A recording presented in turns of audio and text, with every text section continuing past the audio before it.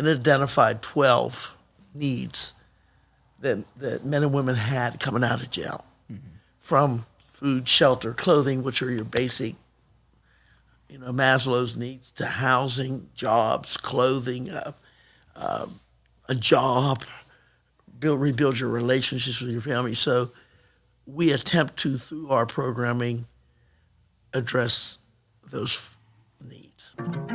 Welcome to the Pulse Project. Pandemics had an effect on everyone, whether it's physical health, mental health, effects of being isolated, financial stress, and more. This project's designed to show you the resources you have available to help you move forward during these tough times. Welcome to the Pulse Project. It's been brought to you by Bank, Community Development Partnership, and Witty Media. What's your favorite saying? You wanna record it? Abby got she has a banger, a mic dropper. Let me hear It's it. not mine, though. What is it? There's a- that one about if you don't help the village, it's going to come back and get you. Yeah. Yeah. So what's that hurricane? Yeah, it's it was a African proverb that I read after starting work with kids in the juvenile justice system. And the quote is, "A child that is not embraced by their community will burn it down to feel its warmth." And I think that everything that we do with kids that have gotten in trouble, I think that we look at that as remembering Fire prevention. remembering that it started with the community first before anything. It started with a broken heart, a broken spirit that wasn't created by whoever created it. But if somebody doesn't come around it and try to Nurture it. Back to health, right? I don't know what to do, and it can't be done in prison. I can tell you that. But I was interested in talking to Billy because he was very, very smart, very bright kid. Could have been a historian, but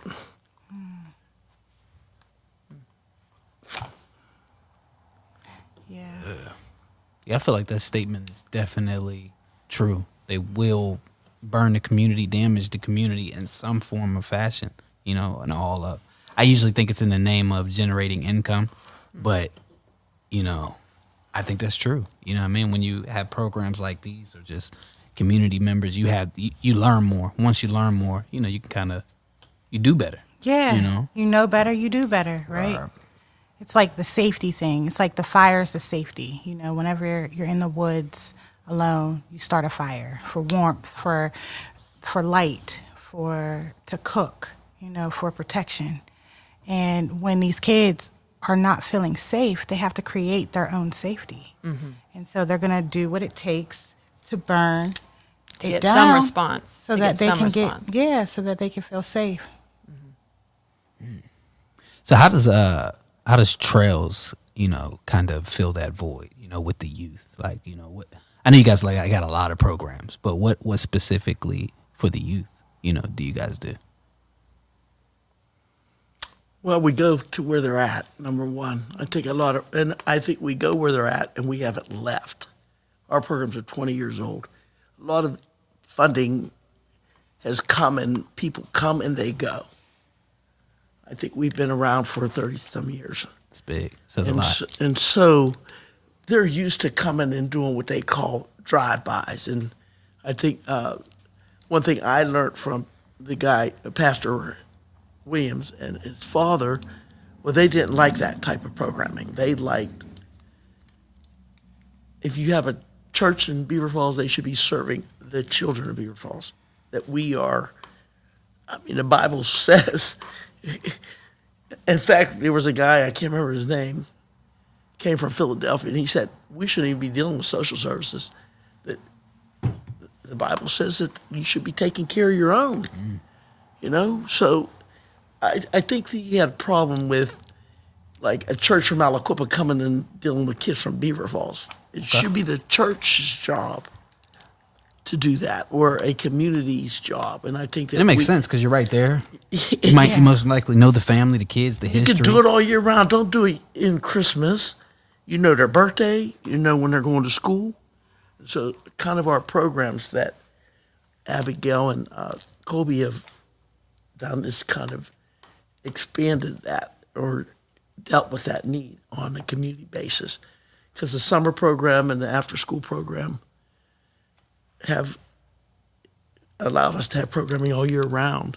And for 20 years, I think our Hayes program is 20 years, and our after-school program is getting close to 20 years. They've run consistently. Man, 20, 30, I'm hearing all of these numbers. Like, what year did Trails start? 1988. So I'm a year older than Trails. That's crazy. So 34 years. That's wild. So can I hear some of the history, like how it started, why it started? Sure. Yeah. Reverend Williams always would tell us stories. Thankfully, I got to start at Trails while Reverend Williams and his father were still very active in the ministry. And he would tell us stories about when he first started, he had been gone, Reverend Williams had been gone for college and for work.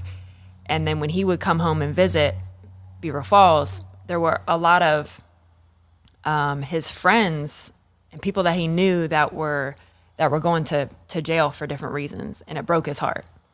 And when he came back, he ended up moving back, and he said to his dad that, like, we have to do something. They didn't have any money. They just had the heart for it. And so they got permission to use the Harmony Dwellings Community Center. They started a ministry called Men's Night Out. And initially, I think there was some like speculation on what they were even doing, because typically Men's Night Out is they go out to the bar, they go out to the club, whatever. All right. And but it was a time to build up the men in the community, and specifically to create a place that was going to welcome home anybody that had served time and then was returning and needed a place to be lifted up. And so just in that very much like in the trenches sort of a ministry is how Trails started. And from there, when they outgrew the community center, they moved buildings. Then they were invited as a group, the leadership was invited to come into the Beaver County Jail to start doing Bible studies and so forth. So they had the interior. They were starting to get to know people and be able to encourage them while they were still away. And then there was a safe place for them to return to that would help connect them and minister to their family. So that's how it really started. And then from there, it was majorly volunteer driven and personally funded for probably 15 years. Wow. It's a grind. That is a grind. Well, until 2015, really. Wow. It was only $38,000 in budget. Okay. That's still a lot. And I'm talking less than 7 years ago. Yeah. Man, that's huge. That's definitely huge. So before we move forward with, the programs, what brought you guys to Trails? How did all three of you individually get here? Like, God. That's the only thing. Nothing else. Circumstance. I was working at a school, needed a summer job, ran into Karen, and she was like, I got a summer job. We got a camp. I was like, okay. So tried it out and saw some things in the camp that I wanted to continue to do. So eventually, from summers, it just went full time, and then I became a part of Trails. okay. Mine was, I was looking for an internship. I went to school around here. I was looking for an internship, and I thought I was going to do it in like social service. And everything that I was hoping for kind of like fell through. I had never even heard of Trails before. A friend of mine had been volunteering at movie night, and it was just a community program on like Sunday nights, I think it was. And she was like, they're pretty like open. They always need volunteers. I'm sure they would accept a full-time intern. So I came down and interviewed for an internship, and Free internship? free internship. What? Yeah. Yeah. And honestly, after that, there was the ability to stay through an AmeriCorps Vista position, which is kind of like a domesticated Peace Corps sort of a thing. The role was to help build sustainability for the agency, write grants, figure out more volunteers, that sort of thing. And truthfully, though, I was in my own season of rebuilding, and though I hadn't been coming back from prison myself, I was getting in touch with humanity in a different way, and I was getting in touch with, I would say, like, brokenness and restoration, and Trails for me was a big part of that, even personally. And so I just wanted to continue to be able to extend that because it had impacted me. And so I wanted to stay in a place that had impacted me so I could further grow, but then also to extend that. Okay, that's dope. That's dope, man. How about I yourself? think the thing I want to say about the AmeriCorps positions, there were more than 3, but Abby stayed long in hers, extended maybe 3 years. The longest you could possibly. But they're paid like pitifully. Okay. They live in poverty. I don't know if it's to learn what it's like to be in poverty, but it was like, no, you aren't. I mean, to go to welfare and be humiliated for needing that. I think they kind of went through that, but they were the impetus behind. I think Rev was thinking about stuff that he didn't verbalize, but I came to church. It's the only agency that brought a church, birthed a church. Yeah. And the church was down at Haddad, and there was like 4 of us there. Him, his 3 kids, and me, and like 2 more people. And I just was looking for something I don't know what the word is, but like not stuffy, And plus I went to church as a child, seen the preacher kissing somebody and took it real personal, like everybody's sinful and I'm gonna, and I kind of stopped going to church. I don't know about believing, but it was 2002. I was thinking about what I was going to do in my future because I had worked at Gateway. It was 30 years in 2015, so I started. Rev asked me to help him with Angel Tree. It's our Starship program. It's absolutely not funded, and Abigail does it now. And it was a program where we get churches to support a kid or the kid's gift for their family member in prison or jail. So he gave me Aliquippa, and I'll tell you what, I saw there the church is not helping at all. Like, it was terrible. There's like 6-8 churches I couldn't. They brought me a check on Christmas Eve, but you have to go buy the gift. You got to find out what the kids want. You got to buy the gift, wrap the gift, and deliver the gift. Right. But we did it. We have people that did all of it. Rev said, take the check.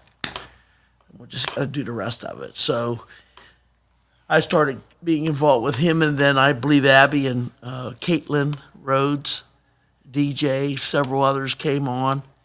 And I would come in, I don't know when I came, when I wasn't working at Gateway, and they started giving grants, and because of my background, then we brought another guy on named Ed, and it started building some, I don't know, I guess Some backing. funding money, funding things that Rev had been doing for free through grants. Okay. Yeah, some funding structure.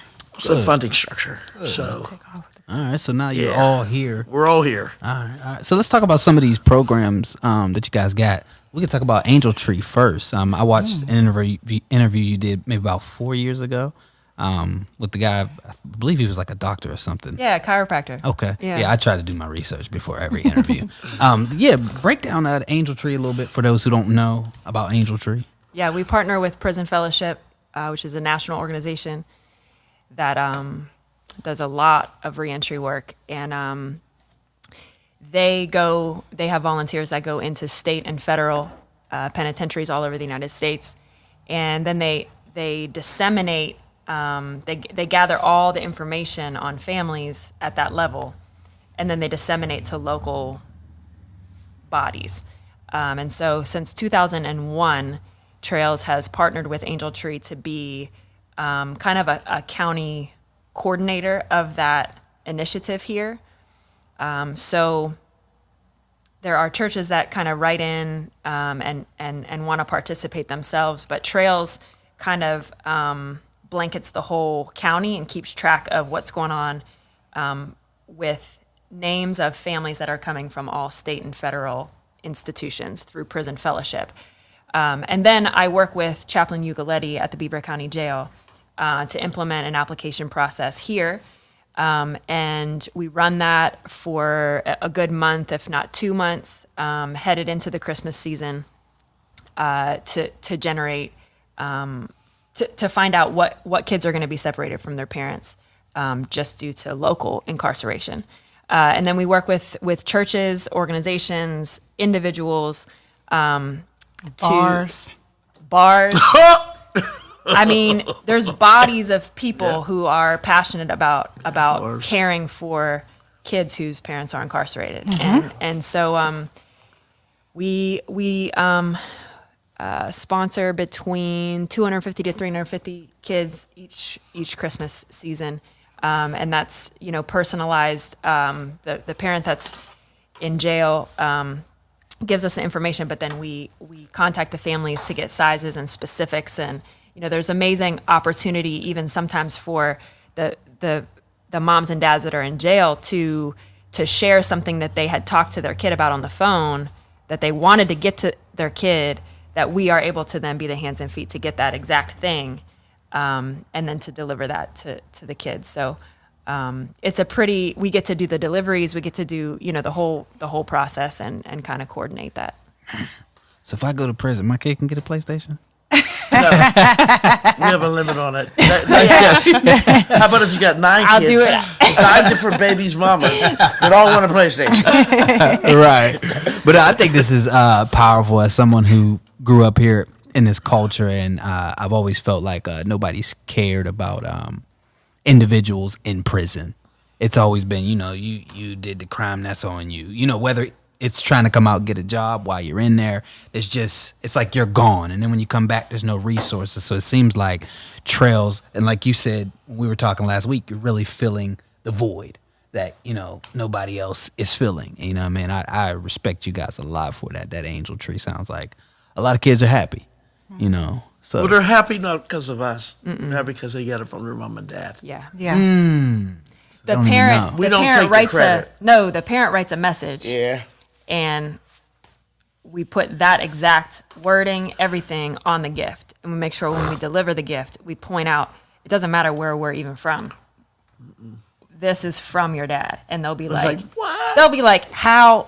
I'm like, ask your mom, But it's like, because we don't even know, sometimes kids don't even know that their parent is in jail. Sometimes they were told that they're just It's a away, business or, trip. depending on how old the child is. And so all they know is that their parent is thinking about them, their parent loves them. That's it. Man, that's powerful. You're giving them some of that warmth, by Yes. kind of hiding them from that. But I think the other part of it is, I worked in jail. And I used to say, programs like that, I'm not getting nothing for them. They should have got it when they was out there. Okay. Changed my heart, because when I seen with that kid, they love their mom and dad no matter what, And guess what? Those guys in jail and those women in jail, they love their kids. They just messed up. All right. I mean, the guy that created the program created it because he said the worst time of the year is the holiday when they don't have that. And we've talked to them. I mean, when they're like that in jail, they'll, the Bible's the best and whatever. Now, when they get out, they're different pot, but when they're in there, they're humble. All right. They're humble. And I think it provides some type of it provides some kind of cushion for the caregivers too, because they Yes. see that somebody in the community is paying attention to their family, their situations. Because it's hard for them too. You know, they have the demand of actually getting the gifts.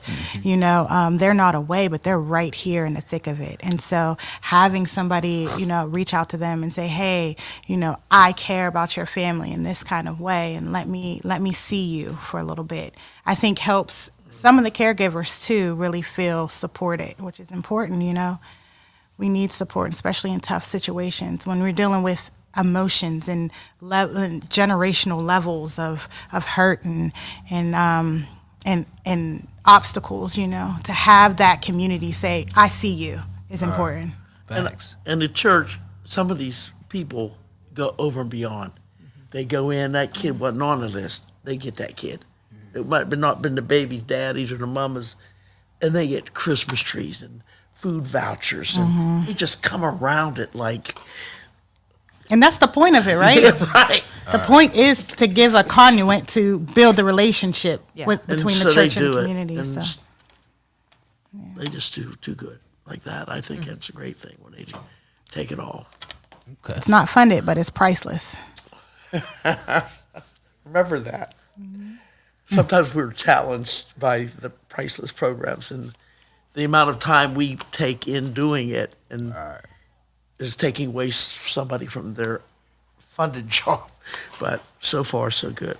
Maybe one of That's these kids who that's comes the through balance the program. between ministry and organization. You know, you have to balance the two because they're both important. You know, you need both of them to sustain the whole thing. So you got to balance it out. That's fire. That's fire. So, let me tell you guys what we're even doing here today. Yeah. So this is what I do. I press record so people feel like they're just having a regular conversation. They don't even know they're recording. We've been recording the whole time. She's like, wait, we started already? That's exactly how I do it. But so I'm working with our Community Development and Black Action Network Committee, and we're showing lower to moderately income communities in Beaver County what resources they have at their disposal. That's why we're here. I know you're helping the kids while the parents in prison, but when the parents or individuals who might not even have kids come home from prisons, what resources do they have, through Trails? Everything. We studied, I think that's another thing.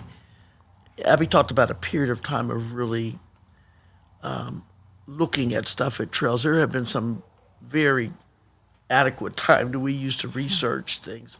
And we looked at the Lancaster Needs Assessment and identified 12 needs that men and women had coming out of jail. From food, shelter, clothing, which are your basic, Maslow's needs, to housing, jobs, clothing, a job, rebuild your relationships with your family. So we attempt to, through our programming, address those needs. Yeah, with partnerships, of course. We partner with ABC, and we partner with behavioral health. I'm missing Job something. training. Job training, career links, OVR when we can. We Patterson are Foundation huge funds. on partnerships because Community we block can't grant. do it all. So what are some of those 12 needs? Because I hear the job training, all of that. So I can assume what they are, but what are some of those 12 needs? If you know them Well, off the by- vital records, which are your Social Security card, your birth certificate, and your ID. You need those to get housed. And food. And employment. We need food banks. We need churches with food banks. We need Salvation Army with food banks. We need to be somebody who don't have any food. Come on. So that's the basic needs. Clothing. Yeah, I see the suits over there. So Yeah, somebody I mean, want to them go on a is- job them interview, is- they got but suits. them is not only suits. Them is attorney suits. Okay. Top of the night. They all went to the laundry and they got. I'm from Russell. Linwood, Alfred. Yeah. No, we ain't got the red We ain't got hats and those the red ones glasses. yet. We ain't got We those don't got ones the yet. shoes and the hat and the glasses meeting. But we got We partner with We're at Your Service in New Brighton. Okay. Miss Valerie, she has an amazing clothing kind of like a program over there where she has Salvation Army. vouchers, Salvation Army, the Franklin Center to get clothes for them. then we have housing, which we have to help them go through Cornerstones. Other agencies, Salvation Army has a program. Drug and DOC. alcohol needs, mental health needs, trauma. There's even being court support for I mean, a lot of people come out and they're still on probation. They're still on paper. They still have a lot to do to get off probation. Fines and community service and appointments that they have to get to and Transportation. evaluations that they have to have, you know. You guys are like everything. We try We to partner with people to be everything. We want to be where people come and feel Okay. welcome to come as they are with whatever needs they Yes. have. and not have to say go there and get that. We'll take you there. We'll take you there. We'll Okay. walk with you through this because Yes. we see your struggle. Okay. You're not just somebody coming in needing a service. You're a human being with a struggle that we want to help. That's dope, man. And then, of course, you can't give somebody a fish and then think they're going to survive. You got to teach them how to fish. So we have a lot of programs that are starting up now. BC Hopes and Dove, they're workforce development diversion programs that will meet again our people where they are, and based off of what they see their success as, giving them pathways and agencies to create that success. So building hope within them, I think is like kind of the basis of what we're getting to of who we are, just because we do make sure that you are holistically taken care of. We don't necessarily do the actual work, but we do ensure that you're walked with and that you walk through whatever you want to get to. And so I think we sum that up with building hope within the people that come and need our support in whatever way they need to, or whatever way they see their success. I might see them as a lawyer, but they might see themselves owning a McDonald's. And so I can't put my expectations on them. I have to let them decide what their success is. So It's kind of coming full circle too, because when we started at Trails, there was Trails, the building itself was called the Hope Center. And we're kind of coming back around because there's never even put that together. now there's the hope theory. Now there's hope can be measured. It was a good idea before, but now there's research behind it that validates what we've always felt as an agency, that the single most important thing that somebody needs to do anything is hope. If they can't see something different for their futures, there's no motivation. There's hopelessness. There's depression. There's giving in. There's no basis for courage. There's no basis for growth. And so it is kind of coming full circle. That now a lot of our programs, people are measuring success in a lot of different ways. And in our programs now, we're trying to measure hope, because that's what we want to create in people, because that'll last longer than anything. That'll carry them to wherever they need to go. A lot of our, I want to say kids, young kids, 13, 14, 15, they seem to come here, but they don't leave. Once there feels like there's a somewhat of a staff attraction of likeness. Like people that work here, they seem to come here and be here for a reason. I won't say everybody. I can think of a couple people that didn't make it here for that reason. I don't think they believe like we do. It isn't a Democratic or Republican place. But here's my example. I'm on a phone, and this woman says, I don't want to deal with no niggers. And I'm thinking, okay, I got to let her talk to somebody. And I give her to my coworker, Ed. Well, his kids are biracial. Then he said, did I ever talk to somebody else? Well, everybody gave him to Todd Davis. And then it was like, but who could do that? Who could put together, it got to be Lord, you know what I mean? Right. So I'm just saying it to say I didn't beat her up like I would have when I was 16, but I know I needed help with the topic and subject, but it feels like there's like-minded people here. I don't think we're all alike, some are, but there's a spectrum, and when you bring a young man in here that I've seen us bring in the last couple of years, and I try to tell this person, what do you want to do with your future? It's like, I want to stay what I'm doing. They don't want to leave. They're attracted to something that's help them. I mean, our goal is to move them along, but I see even staff. We've had interns, and I'm like, your internship's over, and they're like, I'm not leaving. Like, what is it that makes people not want to leave? But I see it happen. I've seen it happening here, and I've seen it in the past. There seems to be something that people connect to. This is fire, and I have to admit, I'm disappointed.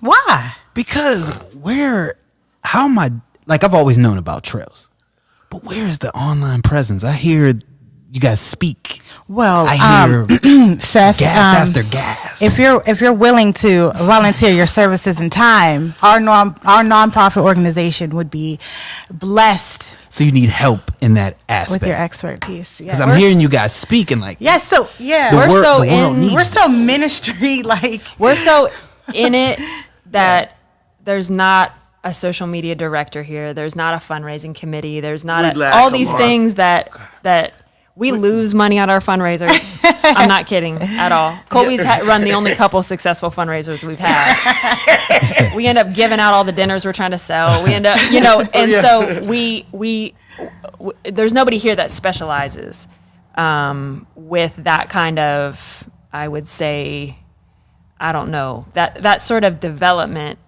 for the world now that we live in. That's how you get your name out there. That's how you tell people about yourself now. And I don't know that we just continue to grind. I think we're on a trajectory to get Okay. there, Yeah. right? There was a lot of stepping stones. There was a lot of obstacles Trails had throughout the years in order to survive, in order for us to get through. And I think we're at the point where we're through those tough times, and we're getting to the point where we have that place where we can look at the organization different. Because as it is right now, our executive director is doing the same thing that everybody else is doing. We're all on the ground. We're all doing the Grinding. work. We're grinding. So it's getting to the point where we can start saying, Yeah. let's build our training department. Let's build our HR department. Let's Yes. build our marketing department, But before it was like, let's serve these people. But back to something you said recently about, some hard times and some struggles. How did COVID affect Trails? Never stop. Yeah, we ramped up because we're filling the need, and COVID left a lot of need to be filled. Different obstacles that people were trying to navigate through that they weren't used to, that nobody was used to. This is an unprecedented thing, so nobody knew what to do. But we knew that the community needed the support. So our programs changed. They could not look the same, but there was different needs that needed to be filled. That we kind of went right into just, well, how can we make this program fit the needs of the people that we're at of where the people are right now. So we started doing like a lot of food. Drive-bys every day. Yeah, we did a lot of food support for those first couple of weeks. When everybody was shut down, nobody was ready for that. So there was some people that we served that was not ready for meals. They did not have enough meals. So we were giving meals to families, especially with kids. All of our after-school programs, they couldn't come to the program, but they still had school. And they were still at home. So ministering them at their doorstep was, I think, what we kind of just shifted into naturally. And then from there, it was, okay, now how is it going to be our new normal? We did a lot of training. We did a lot of research around how to keep our people that we're serving safe in our programming, how to You guys keep act us safe. as one of the warming centers as well, right? Yes. Aren't you guys one of the warming centers? Okay. Wow. And all of that is still real life needs that didn't go away because of COVID. Right. COVID just made it more complicated. So we just had to figure out how to adjust. And God is a provider. So he was just throwing stuff at us to use so that we could provide for the families in the way that they uniquely need it, because we didn't know what anybody needed. We didn't even know what we needed. It was even shifting programming even in time. I mean, our after school program became what was called Learning Pods in partnership with Neighborhood North, where we provided, we were supported by the school system to provide programming during school hours, because the kids had to go virtual, but their parents still had to work.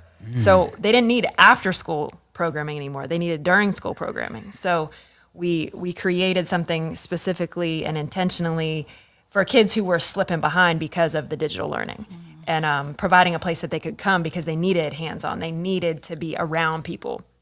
So it just had to shift. I mean, but the needs were different. They were still present though. But they also put the learning piece into our summer program.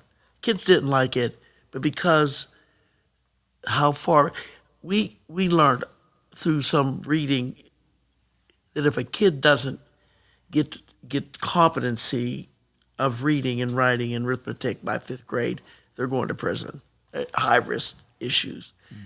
And it really shifted us to really pay attention to the after school program, the 5 to 9 year old, and really put some learning supports in there. Now, this was the saddest. I had some sad days. This was one where they showed the kids alphabet and numbers. They could sing ABC, like the Jackson 5 and dance to it. They told them to pick the F, and the kid couldn't pick the F. So they knew it, but they didn't have letter recognition, which is key to reading. What good is that? So, Right. I mean, for us, it meant like, how do we make some socialization, some activities, but Really shift academically. Academically, it became a academic kind of a year for us, and it was a TUFT scholar. I remember that word of reading it during the pandemic. It said, these kids are going to be back 2-3 years. And that's how it affects me right now, because we're seeing it. It's evidenced by us, the kids needing that type of educational support, social support.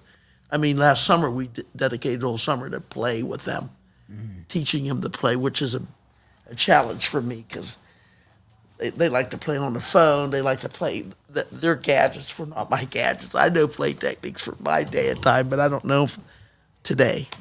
But anyway, we're challenged by that. But those are the things I think the pandemic did. It showed me how far behind, if we don't do things, these kids can go back.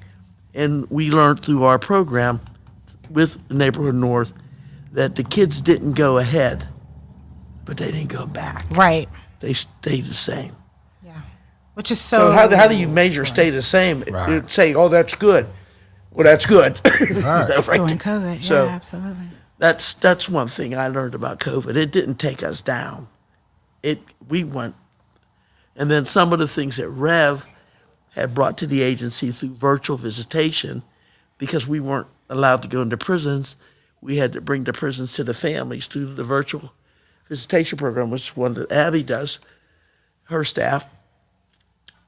We kind of were able to help families see their kids through mobile units. Yeah, you know how like the online schools, like the cyber schools, during COVID, they were like, "Hey, we already have the software." We were kind of like that with virtual. Yeah, we had them you know, all. there was a crisis where everything was on lockdown, including the facilities where our kids are at, right? And so they could not get any type of visits at all, not family, not from their social service agencies, anything.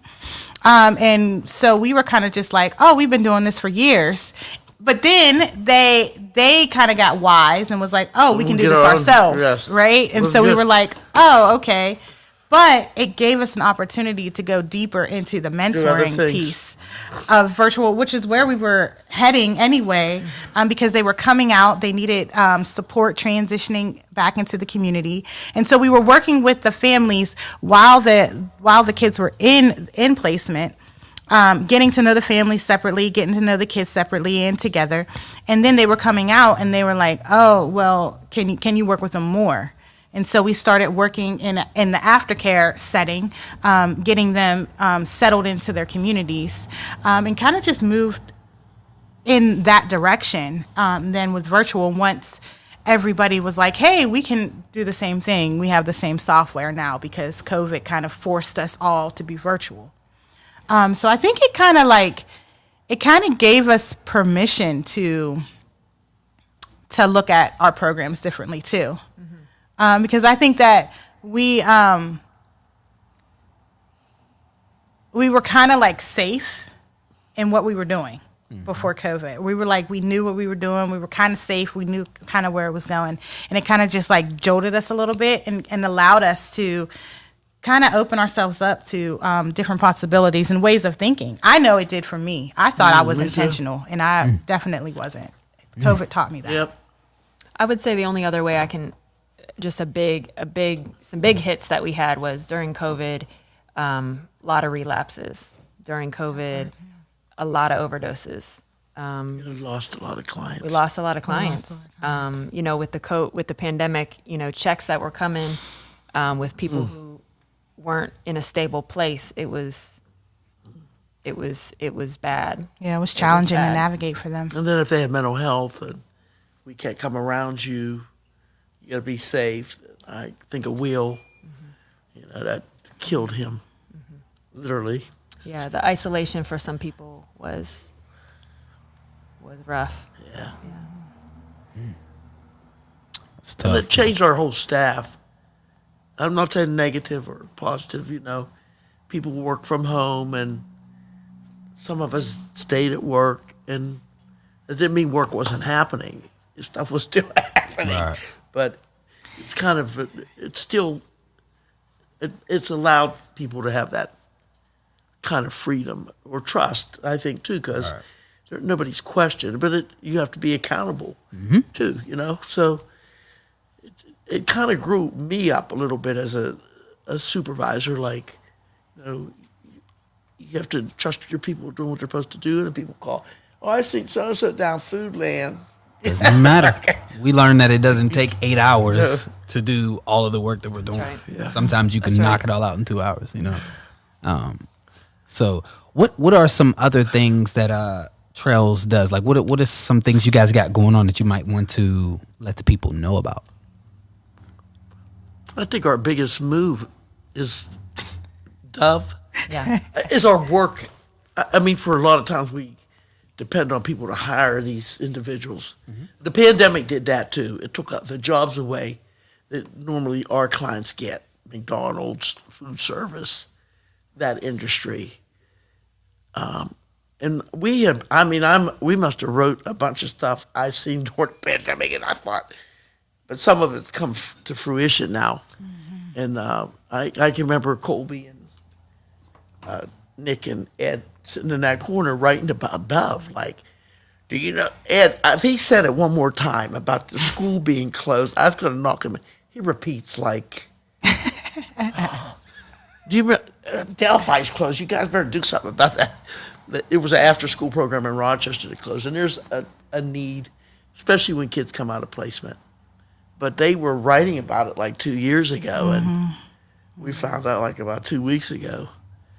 But it's kind of hopeful that it will be something that I think young people that might not make it through school will get an opportunity to get a life-changing job, not a living wage job. Yeah, so it's called Dove, Diversion, Occupation, Vocation, and Education. It's a day and an evening program. So the day program will focus on academic help and support, getting kids that are in like alt ed or any type of virtual schooling that's struggling, maybe truancy, things like that, getting them a place of support. And then the evening program, which will be affiliated through the state, will be a workforce development program. So it will be taking the kids and introducing them to different industries that are predominant in our area and our surrounding areas. We want to keep them here. And then that's so important. And then building their pathways and their agencies to get them to the place where they want to be. So we have some programs called Certified Ed, which is like a virtual curriculum that has some amazing programs to offer. They do like drones, culinary arts. They do like some type of like legal work. You can do Plumbing, carpentry, Welding. all of the apprenticeship things you can study and get ready for the testing, for the actual testing on these programs. So we're going to introduce that to the kids through the Dove program. We're going to get them connected with jobs and meaningful community relationships through the program. Build up their social skills or coping skills so that they do feel like they have what it takes to be successful. We want to give them everything they need for their success, So it's a 15-week course, and it's going to be through the county. It's will be servicing all the kids in the county, and we'll be working with CYS, JSD, to get those kids that are most at risk in our communities to get them diverted into the right path so that they feel like they can do anything that they want to, because they can. Right. They just have to get shown that they can. Get exposed to it. So that's what we're going to do. Right. That's what we're going to do. So that's Dove. And we're going to accentuate It's it. launched in September. And it's going to be accentuated with a program that Judge Ross started in 2018, before the pandemic. He felt that he wanted to find a way to keep. Judge Ross works as a judge, and he saw a lot of the young men and women coming in the courtroom, and he wondered, what can I do? And he said a lot of them said they didn't have no jobs, couldn't find no jobs. So he started a program in Beaver Falls High School in 2000, right, the year, January before the pandemic, so it would be 220, correct? 219. 219? So we closed the program in March, but we brought the kids back in June because it kind of lifted a little bit. He called it Building Hope, but through that is going to be the education piece for adults, like into her piece, but teaching them, like, really, what they did is I had 3 kids on the honor roll, and we took it too. There's a test called the RAT, WRAT, reading, writing, arithmetic, and something test. And it tells what grade level you're at. In most occupations, you have to have, like if you're a engineer, you probably need about a 12th grade level of math. But most of the kids, even the kids that were honor roll, less than 8th grade. So it showed a little bit about stuff, but our goal is to remediate them. Like if you want to be a carpenter, you might not need 12th grade.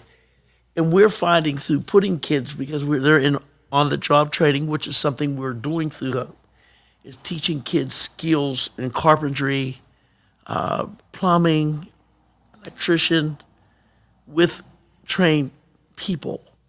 So it's another offshoot of that. We're having great opportunities. We're doing a program called Reclaim, which is another new program. And it came out of the Baltimore Wood Project. There are consultants. They're consulting with us. Okay. They had a whole bunch of blight housing that needed torn down in Baltimore. It looked like Bangladesh. Bad. And they couldn't find anybody to do it. The forestry department got some men and women coming out of jail, and they started deconstructing the houses, and they found wood that was valuable, windows that were valuable. So some of these men and women coming out of prison are now making money, but they're also beautifying the neighborhood by taking these properties out, giving people jobs, putting playgrounds, building houses affordable to other people in the community. Who gets to own the homes? People in the community that are poor. So we're now in the process of working that. We have the 3 most at-risk areas in Beaver County: Midland, Aliquippa, and Beaver Falls. We got 12 houses in each town to bring down. We put some guys through training since March 7th. They're doing deconstruction now. They've done 1 house. There's a lot of other stuff that we've learned about doing it, but that you have to, some people are dead, so the house has to be taken off the repository, and A lot of things we don't learn, in school. yeah, but the Taxes, learning, all the red tape. now that we everything. learned, it'll be easier for Aliquippa. Aliquippa has 864 houses that need to come down, but we Are got, these all on the repository, or these are ones that are completely gone that nobody both. Okay. In fact, we had one donated by one of our staff, and Lola actually donated her house out by there to be brought down. So we're working on doing that. The one next to Cornerstones was brought down, deconstructed, taken down. Jimmy Wallace's house down on 6th Ave. So instead of destroying and leaving big holes in the ground, this crew it's a crew, they all graduated from community college, they all got their degree. I mean, we've had probably 10 guys, no women yet, get their degree that they can take that anywhere in the country and work in the construction field. Yeah, They're certification. OSHA right? certified, Yeah. CPR, first aid, deconstruction. It's a new word. So And they also reuse the material, which is my favorite part. Yeah, we're gonna because use it, yeah. it's not like we're just throwing it away. It's all waste. They're taking their time with these buildings and really restoring the materials back to be used again. So we're not just wasting. So that's really cool to me. it's called Reclaim. Yeah. So we got at least 3 new ones coming, and they're all related to teaching skills, remediating, so that people can get living wage jobs. Yeah.